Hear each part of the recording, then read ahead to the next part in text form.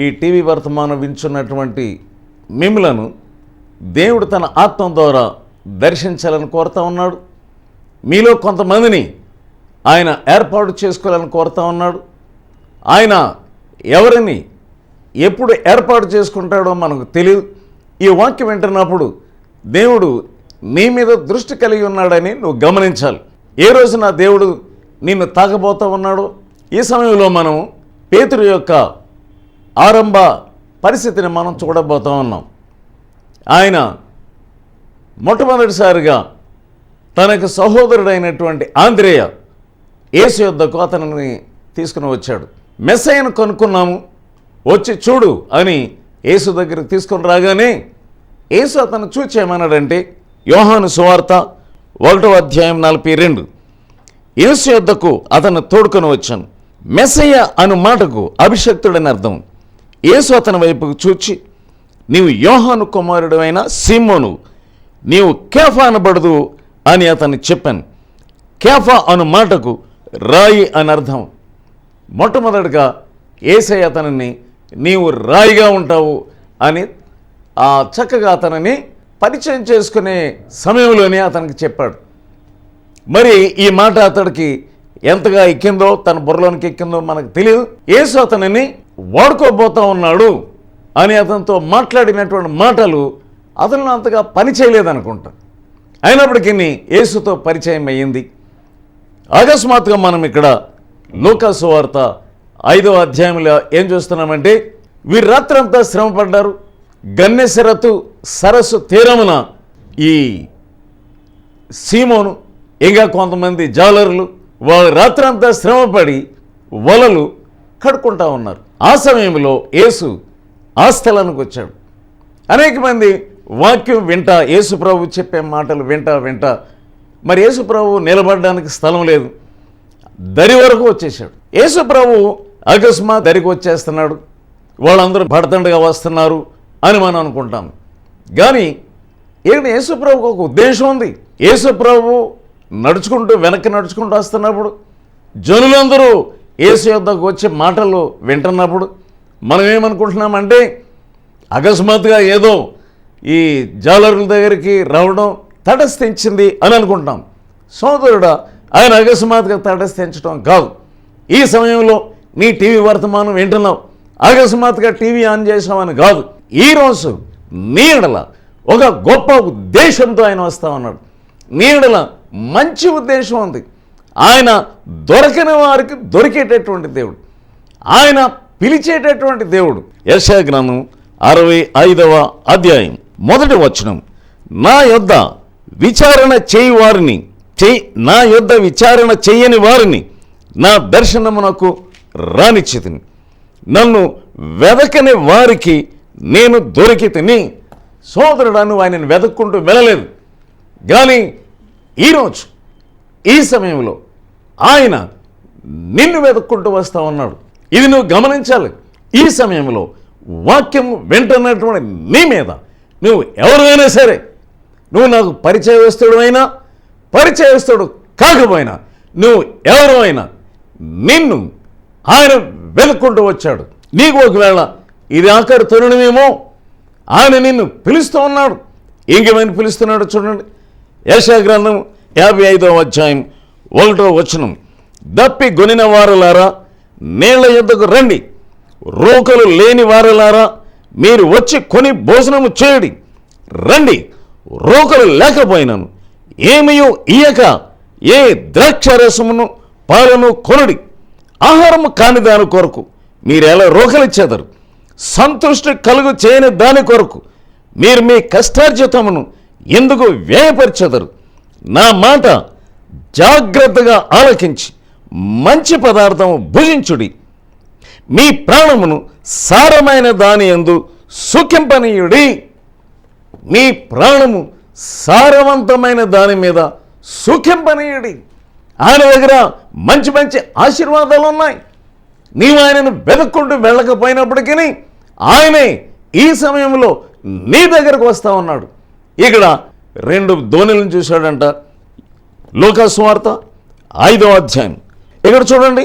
జనసమూహము దేవుని వాక్యం వినుచు మొదటి వచనం, ఆయన మీద పడుచుండగా ఆయన గెన్నెసరెతు సరస్సు తీరమున నిలిచి ఆ సరస్సు తీరమునున్న 2 దోణెలను చూచెను. జాలరులు వాటిలో నుండి దిగి తమ వలలు కడుగు కొనుచుండిరి. వారి యొక్క పనులు వారు చేసుకుంటూ ఉన్నారు. రాత్రంతా శ్రమపడ్డారు, వలలు వేశారు, చేపలు పడలేదు. వారు వలలు కడుక్కుంటా ఉన్నారు, వారు పనులు వాళ్ళు చేసుకుంటా ఉన్నారు. సోదరుడా, నీ పనులు నువ్వు చేసుకుంటా ఉన్నావు, నీ యొక్క ఉద్యోగం నువ్వు చేసుకుంటా ఉన్నావు. ఒకవేళ నువ్వు ఇంటికాడే ఉంటే నీ పనులు నువ్వు చేసుకుంటూ నీ గృహ కార్యక్రమం నువ్వు చేసుకుంటా ఉన్నావు. ఈ సమయంలో దేవుని ఆత్మ నిన్ను సందర్శిస్తున్నాడని తెలుసుకో. ఆయన వాక్యమును, ఆయనకు సన్నిధిని, ఆయన నిన్ను చూచుట, ఆయన నీ దగ్గరకు వచ్చుట, ఈ వాక్యం వినుట నీవు ఏమాత్రం కూడా తేలికగా ఎంచవద్దు. ఆ 2 దోణెలలో ఒక దోణెను చూచాడు. 3వ వచనం, ఆయన ఆ దోణెలలో సీమోనుదైన ఒక దోణి ఎక్కి ధర నుండి కొంచెం త్రోయమని అతనిని అడిగి కూర్చుండి దోణిలో నుండి జనసమూహములకు బోధించుచుండెను.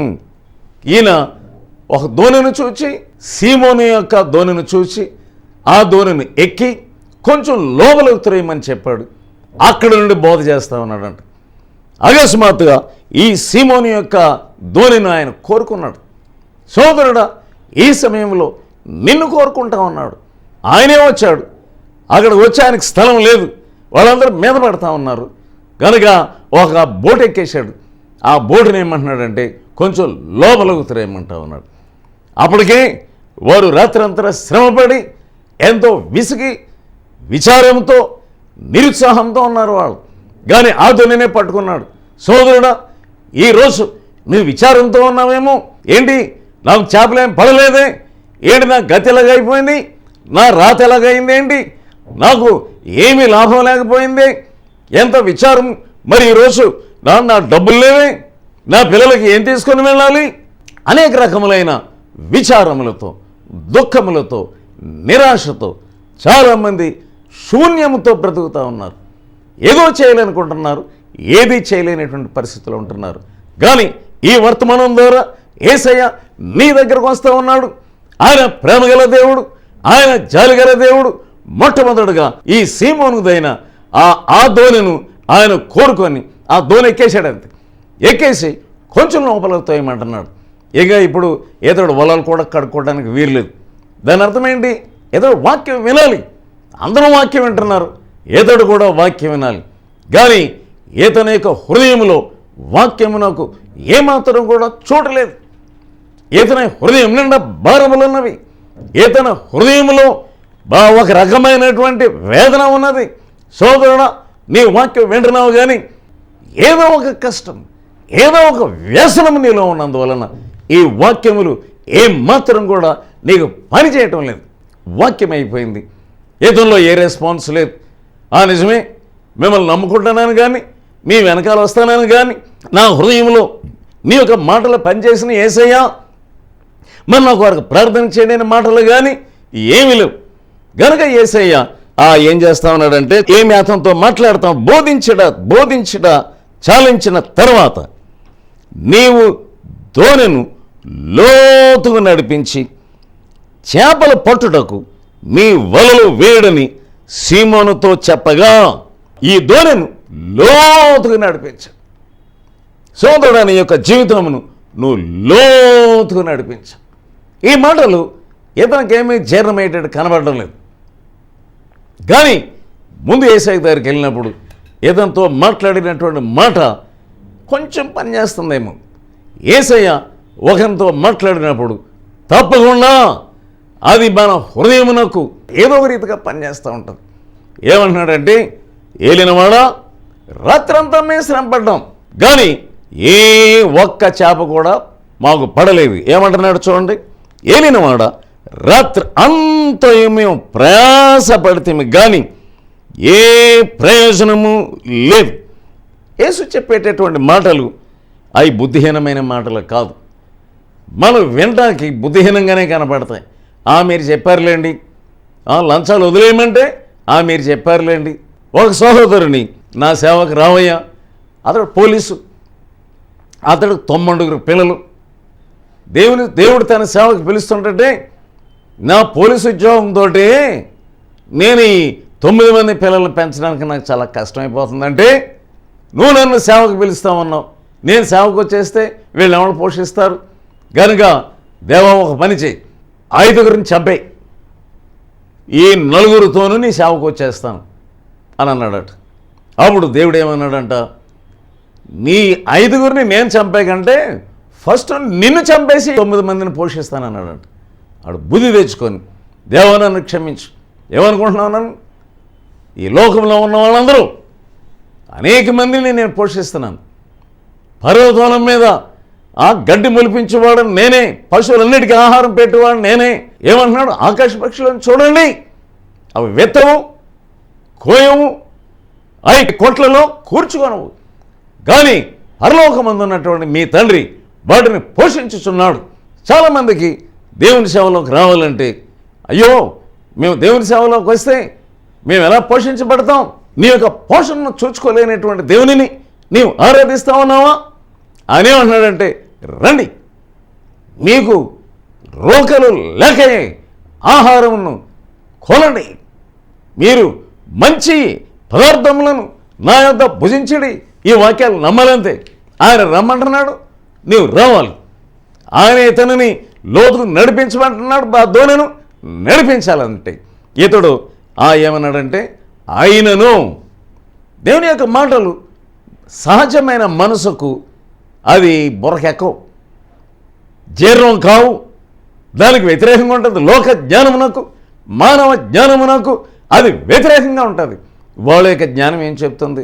రాత్రంతా శ్రమ పడినా పడలేదు, కానీ ఇప్పుడు మీరు చెప్తున్నారేంటి? దేవుని యొక్క మాటలు అలాగే ఉంటాయి. నోహుతో ఏం చెప్పాడంటే, తను ఓడను చేయవే అన్నాడు. ఒక ఓడను చేయి. ఓడ ఇక్కడ పడవలు లేవు, ఏమి లేవు, ఓడను ఎలా చేయాలి? కానీ ఆ దేవుడు చెప్పినట్లుగా ఓడ చేశాడు, అంతే చక్కగా చేశాడు. పెద్ద పెద్ద ఇంజనీర్స్ వాళ్ళు చేయలేనటువంటి విధంగా దేవుడు ఒక మాట చెప్పాడంటే అది ఎలా చేయాలో నీ విషయం అంతా ఆయనే చూసుకుంటాడు. ఆ నోవాహు దేవునికి విధేయత చూపించాడు. చాలా పెద్ద పెద్ద ఇంజనీర్లు చేసినటువంటి టైటానిక్ ఓడ మహాసముద్రము అడుగు భాగంలోకి వెళ్ళిపోయింది. వారికి ఇంజనీరింగ్ పని అంతా కూడా విఫలమైపోయింది. కానీ ఇంజనీరింగ్ చదివినటువంటి ఈ నోవాహు చేసినటువంటి ఓడ స్థిరముగా క్షేమముగా, దాంట్లో ఉన్నటువంటి ఒక తాబేలు కూడా మాయమవ్వలేదు, దాంట్లో ఉన్న చిన్న పక్షి కూడా చచ్చిపోలేదు. ఎంత క్షేమంగా ఆఖరి వరకు కూడా అన్ని జీవరాశులతో పాటు అది చక్కగా జలప్రళయం అంతా అయిపోయిన తర్వాత క్షేమంగా బయటకు వచ్చిన జీవరాశులన్నీ. ఆ ఓడ ఈనాటికి కూడా ఆ ఓడ యొక్క చిహ్నం అలాగే ఉన్నది, ఆ ఓడ యొక్క శిథిలాలు అలాగే ఉన్నాయి, చెక్కు చెదరకుండా ఉన్నది. సోదరులారా, దేవుని యొక్క మాట స్థిరమైనటువంటి బైబిల్లో ఉన్న మాటలు నువ్వు నమ్మాలంతే. ఆయన రా అంటే నీవు రావాలంతే. రండి, ప్రయాసపడి భారం మోసుకొని వచ్చున్న సమస్తమైన వారులారా రండి అంటే నువ్వు రావాలంతే. ఆయన నిన్ను చూసుకుంటాడు, నీ కుటుంబ విషయం చూసుకుంటాడు, నీ పిల్లల విషయం చూసుకుంటాడు. ఆయనకి విధేయత చూపించమంటున్నాడు. అబ్రహాం ఉన్నాడు, దేవుడు అతనితో ఏం చెప్పాడంటే, నీ దేశం నుండి నీ బంధువుల యొద్ద నుండి నీవు బయటికి బయలుదేరరా. అబ్రహాం విధేయత చూపించాడు. చూడండి, హెబ్రీలు రాసిన పత్రిక హెబ్రీ 11:8. అబ్రహాం పిలువబడినప్పుడు విశ్వాసమును బట్టి ఆ పిలుపునకు లోబడి తాను స్వాస్థ్యంగా పొందనయున్న ప్రదేశమునకు బయలువెళ్ళను, మరియు ఎక్కడికి వెళ్ళవలను అది ఎరుగకయే బయలువెళ్ళను. సోదరులారా, దేవుని యొక్క మాటలు చాలా బుద్ధిహీనంగా కనబడతాయి, కానీ దానికి నువ్వు విధేయత చూపించావంటే గొప్ప ఆశీర్వాదం. అబ్రహాం అతడు విశ్వాసులకు తండ్రి అయిపోయాడు, మూలపురుషుడు అయిపోయాడు. క్రైస్తత్వానికి ఈ విశ్వాసులందరికీ అతడు మూలపురుషుడు అయిపోయాడు. సోదరుడా, దేవునికి లోబడు. ఈరోజు నిన్ను నమ్మమంటున్నాడు అంతే. ఈ యేసును నమ్ము. నీ యొక్క కష్టంలో తీరటమే కాకుండా నీ మీద పట్టు కలిగినటువంటి పిశాచి శక్తుల నుంచి నిన్ను ఆయన విడుదల చేయబోతా ఉన్నాడు. ఆయన ఏ పిశాచుతో, ఏ అప్పులలో, ఏ విధమైనటువంటి చెడు స్నేహంలో ఉన్నావో ఈ యేసు మాట విని, యేసు ఈ సమయంలో నన్ను రక్షించు అని నువ్వు ప్రార్థన చేసినట్లయితే దేవుడు నిన్ను రక్షించడానికి సిద్ధంగా ఉన్నాడు. ఇక్కడ లోతుకు వెళ్ళమంటున్నాడు. చాలామంది జీవితాలు పైపైనే ఉన్నాయి, లోతుకు వెళ్ళలేకపోతూ ఉన్నారు. ఎందుకంటే వారి యొక్క పాపాలు అడ్డు వస్తూ ఉన్నాయి. ఏదో చాలామంది దేవునిని వెంబడించడం అంటే ఏదో చెయ్యి ఎత్తితే చాలు, లేకుంటే సంతకాలు పెడితే చాలు అని అనుకుంటా ఉన్నారు. సోదరుడు ఇక్కడ చూడేమన్నదో మత్తయి సువార్త 13వ అధ్యాయం, దాంట్లో విత్తనముల గురించినటువంటి ఉపమానంలో 4 రకముల విత్తనాలు. ఇక్కడ 5వ వచనం చూద్దాం. కొన్ని చాలా మన్ను లేని రాతి నేలను పడిను, అక్కడ మన్ను లోతుగా ఉండనందున అవి వెంటనే మొలిచెను, గాని సూర్యుడు ఉదయించినప్పుడు అవి మాడి వేరు లేనందున ఎండిపోయేను. చాలా మన్ను లేని రాతి నేలను పడ్డాయంట. అక్కడ మన్ను లోతుగా లేదు. మరి అవి ఆ మొలకలు వచ్చినా కానీ ఆ మొలకలు సూర్యుడు ఉదయించగానే అవి మాడి వేరు లేనందున ఎండిపోయేను. చాలామంది జీవితంలో హృదయంలో బండలు ఉన్నందువలన అవి లోతుకి ఆ వేరు వెళ్ళడానికి స్థలం లేనందువలన ఏదో హింస వస్తుంది, ఏదో బాధ వస్తుంది, ఎవరో నిన్ను ఏదో అన్నారు, వెంటనే నీ భక్తి అంతా ఎగిరిపోతా ఉన్నది. అంతే. ఎవరో నిన్ను ఏదో అంటే నీకెందుకు నువ్వు ఉండలేకపోతా ఉన్నావు, శోధన రాగానే ఎందుకు పడిపోతా ఉన్నావు, శోధన వచ్చిందండి, శోధన మీదకు వచ్చేసిందండి, నేను పడిపోయానండి, ఎలా పడిపోతా ఉన్నావు నువ్వు? ఎందుకంటే నీ పాపములు ఒప్పుకోలేదు, నీ రాళ్లను నువ్వు తీసివేయలేదు. 20వ వచనంలో ఏముందో చూద్దాం.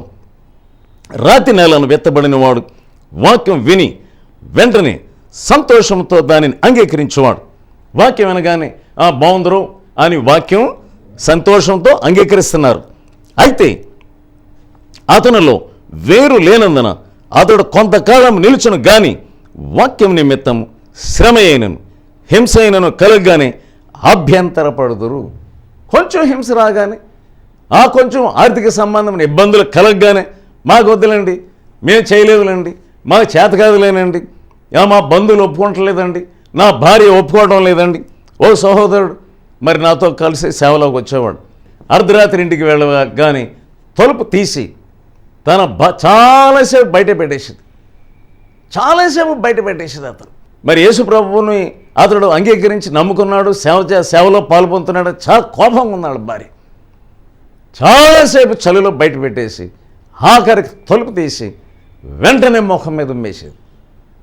ఇవన్నిటిని భరించి ఎంతమంది ఏం చేసేవాడంటే కొంచెం కిక్కురు మండే చాలు ఆమెను చుట్టూ వడితిప్పి కొట్టేవాడు. ఎప్పుడైతే యేసు ప్రభువుని నమ్ముకున్నాడో అంతే ఆమె బలం చేసింది. యేసు ప్రభు నమ్ముకున్న తర్వాత ఆమె హింసించడం ప్రారంభించింది. ఇతడు ఏమీ మాట్లాడకుండా ఆ ఉమ్మును తుడిచేసుకొని లోపలికి వెళ్ళి పడుకునేవాడు. అన్నం కూడా పెట్టేది కాదు. ఇటువంటి హింసలకు భయపడి ఎందుకు వచ్చిందిలేండి, నేను వెంబడించట్లేనండి అని అంటున్నారు కొంతమంది. ఎందుకు శోధనలకు పడిపోతూ ఉన్నావు సహోదరుడా? ఎందుకంటే నీ హృదయంలో ఉన్న పాపాలను బయటపెట్టలేదు, నీ యవ్వన ప్రాయంలో చేసిన పాపాలు బయటపెట్టలేదు, వాటిలన్నింటినీ ఒప్పుకోలేదు. అతిక్రమములను దాచిపెట్టేవాడు వర్తిల్లడు, వాటిని ఒప్పుకొని విడిచిపెట్టేవాడు కనికరం పొందను. ఎందుకు పాపాలు ఒప్పుకోవడానికి భయపడతా ఉన్నావు? ఈ పాపాలన్నీ నువ్వు బయటపెట్టిన తర్వాత, యేసు యొక్క రక్తం నీ హృదయం కడిగిన తర్వాత, ఒక రోజున ఆ భార్య 8 సంవత్సరములు తెప్పలు పెట్టినటువంటి ఆ భార్య ఒక రోజు లొంగవలసి వచ్చింది. ఒకసారి మేము చోట మీటింగ్ పెడతా ఉన్నాం. అక్కడ పెద్ద తుఫాను స్టార్ట్ అయింది.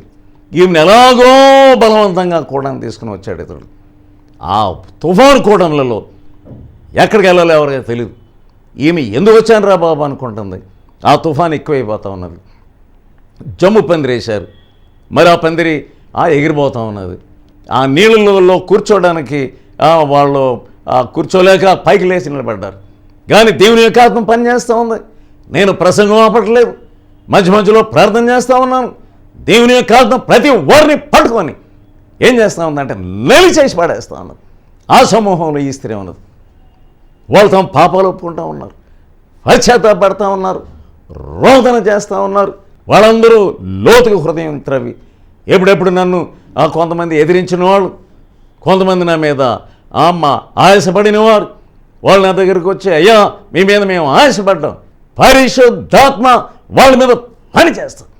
రాత్రి అయిపోయింది, నేను కూడా ఆఫ్ చేయట్లేదు. దేవుని దేవలన ఓ ప్రక్కనున్న ఇంట్లోనికి మేము వెళ్ళవలసి వచ్చింది. ఆ ఇంట్లోకి వెళ్తే అన్ని విగ్రహాలే. కానీ నేనేం చెప్పానంటే, దేవుడు ఈ ఇంటిని ఈ రాత్రి దర్శించబోతున్నాడు తెలుసుకొని ఈ విగ్రహాలన్నీ తీసేయాలని చెప్పాను. వాళ్ళు వెంటనే తీసేశారు. ఆడవాళ్ళు ఒక రూమ్లోను, మగవాళ్ళు ఒక రూమ్లోను 7 రోజుల వరకు తుఫాను వదలలేదు. 7 రోజుల లోపల ఈ స్త్రీ రక్షణ పొందింది. ఈ స్త్రీ రక్షణ పొందడానికి ఆ ఇల్లు ఒక వేదిక అయిపోయింది. అతడు కూడా మరి అతని పేరు కృష్ణ అయితే అతనికి కొర్నేలిని పెట్టాం. ఆ ఇల్లే ఒక వేదిక అయిపోయింది. సోదరుడా, ఈరోజు నీ ఇంటిని ఒక వేదికగా మార్చబోతా ఉన్నాడని నీ ఇంట్లో ప్రార్థన మొదలుపెట్టు. బైబిల్ ఏం చెబుతుందంటే, రోదన చే స్త్రీలను పిలవనంపండి. వీళ్ళు ఎప్పుడైతే లోతుగా నడిపించి అక్కడ వలలు వేశారో ఏం జరిగింది తెలిసిన? విస్తారమైన చేపలు దొరికినాయండి. లూకాసు వార్త 5వ అధ్యాయం. నీ మాట చొప్పున వలలు వేతమని ఆయనతో చెప్పి 6వ వచనం, వారు అలాగ చేసి విస్తారమైన చేపలు పట్టారు. అందుచేత వారి వలలు పీగిలిపోతూ ఉన్నాయట. అక్కడే ఉన్నాయి చేపలు అనేది. వీళ్ళు వలలు వేస్తాడు తప్పించుకుంటున్నాయి. కానీ ఎప్పుడైతే వీళ్ళు విధేయత చూపించారో, లోతుకు వెళ్ళి అక్కడ చేపలు పట్టగానే అక్కడున్న చేపలు రెడీ 1 2 3 అనగానే అన్ని చేపలు ఒకదాని వెంబడ ఒకటి ఆ వలలోనికి వెళ్ళిపోయినాయి. సోదరులారా, దేవుడు విస్తారమైన దేవుని నీకు ఇవ్వబోతా ఉన్నాడు. ఆయన నమ్మండి. ఈ సమయంలో నువ్వు ఈ వాక్యం వింటున్నటువంటి నీవు మోకరించు. దేవా, నన్ను లోతుకు నడిపించు, నా పాపాలు క్షమించు అని ఎప్పుడైతే నువ్వు ఒప్పుకుంటావో, ఒకసారి నేను పశ్చాత్తాపడుతున్న సమయంలో ఆ దేవుడు నాకు ఒక పాపం చూపించాడు. నేను స్కూల్లో చదువుతున్నప్పుడు లైబ్రరీలోంచి ఒక చిన్న పుస్తకం ఎత్తుకొచ్చాను. అది మర్చిపోయాను. నేను హైదరాబాద్లో ఉద్యోగంగా ఉన్నాను, కానీ దేవుని అంత స్పష్టంగా చూపిస్తూ ఉన్నాడు. భీమవరం లూథరన్ హై స్కూల్లో నేను చదివాను. ఆ లైబ్రరీలోంచి ఓ పుస్తకం తీసుకొచ్చేసాను. ఆ పుస్తకం యొక్క వెల కూడా దేవుడు నాకు దర్శనంలో చూపించాడు.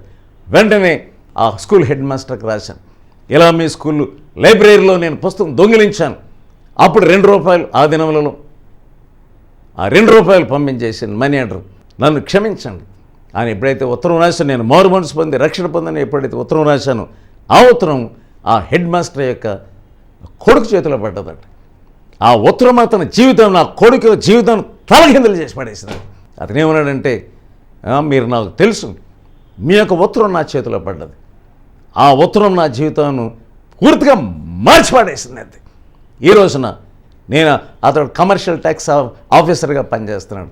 తన ఇంటికి తీసుకుని వెళ్ళాడు, నాతో ప్రార్థన చేయించుకున్నాడు. అతడేం చెప్పాడంటే, ఎవరెవరికి బైబిల్ లేవో వాళ్ళందరికీ ఉచితంగా నేను బైబిల్స్ పంచి పెడతా ఉన్నాను. ఆ ఉత్తరం నన్ను మార్చకపోతే ఈరోజు ఎటువంటి వాడిని అయిపోయింది వాడిను. సోదరుడా, లోతుగా నడిపించు. ఈ విస్తారమైన చేపలు ఎప్పుడైతే పడ్డాయో ఏమంటున్నాడంటే, సీమోను పేతురు 8వ వచనం, అది చూచి యేసు మోకాళ్ళ ఎదుట సాగిలపడి, ప్రభువా నన్ను విడిచిపో, నేను పాపాత్ముడనని చెప్పాను. ఏమంటున్నాడు? నేను పాపాత్ముడు. యేసు యొక్క సన్నిధి నిన్ను తాకినప్పుడు నేను పాపాత్ముడని నువ్వు వరిచి తీరవలసింది. సోదరుడు, నువ్వు ఎవరైనా సరే, దేవుడి సమయంలో నీ పాపాలను చూపిస్తూ ఉన్నాడు. నేను పాపాత్ముడను. యెషయా, నేను అపవిత్రమైన పెదవులు గలవాడను. అతడు ప్రవక్త అయి ఉండి తన పాపాలు ఒప్పుకున్నాడు. ఇక్కడ ఎంతవరకు తన పాపాలు ఎప్పుడు కూడా జ్ఞాపకం రాలేదు. నేను పాపాత్ముడు ప్రభువా అని ఎప్పుడైతే ఒప్పుకున్నాడో 10వ వచనములో మధ్యలో నుంచి, భయపడకు, ఎప్పటి నుండి నీవు మనుషులను పట్టువాడబోయిందు అని సీమోనుతో చెప్పాను. ఎప్పటి నుండి నీవు మనుషులను పట్టువాడబోయి ఉంటావు. వెంటనే వారు దోణిలను దరికి చేర్చి సమస్తమును విడిచిపెట్టి ఆయనను వెంబడించి, ఈ సమయంలో దేవుడు నిన్ను కోరుకుంటా ఉన్నాడు, నీ దోణిని కోరుకుంటా ఉన్నాడు, నీ ఇంటిని కోరుకుంటా ఉన్నాడు, నిన్ను కోరుకుంటా ఉన్నాడు. ఈ సీమోను యేసును వెంబడిస్తావా? యేసుకు లోబడతావా? నిన్ను దీవించబోతున్నాడు. అనేక మందికి ఈ సీమోను పేతురుని దీవెనకరంగా వాడుకున్నాడు. నిన్ను కూడా వాడుకోవడానికి సిద్ధంగా ఉన్నాడు. ప్రార్థన చేసుకుందాం. పరిశుద్ధుడైన మా తండ్రి, ప్రేమగల మా ప్రభువా, ఈ వాక్యం విన్నటువంటి ఈ ప్రియులను మీరు దర్శించు. ఈ వాక్యం వారితో మాట్లాడుచుండు కానీ నీ యొక్క ఆత్మ వారిలో పనిచేసి నీకు విధేయత చూపించి సమస్తమును విడిచిపెట్టి నేను వెంబడించేవారుగా వారి పాపములను విడిచిపెట్టి వారి పాప జీవితములకు స్వస్తి చెప్పి నిన్ను వెంబడించి నీ ఆశీర్వాదం పొందేవారుగా చేయం. యేసు నామమున వేడుకొంచున్నాను తండ్రి, ఆమేన్. ప్రభు పేరిట వందనములు. నా పేరు ప్రసాద్. విజయవాడ ఆటోనగర్లో ఉంటూ ఉంటాము. మేము అన్ని కుటుంబం నుంచి వచ్చిన వారము.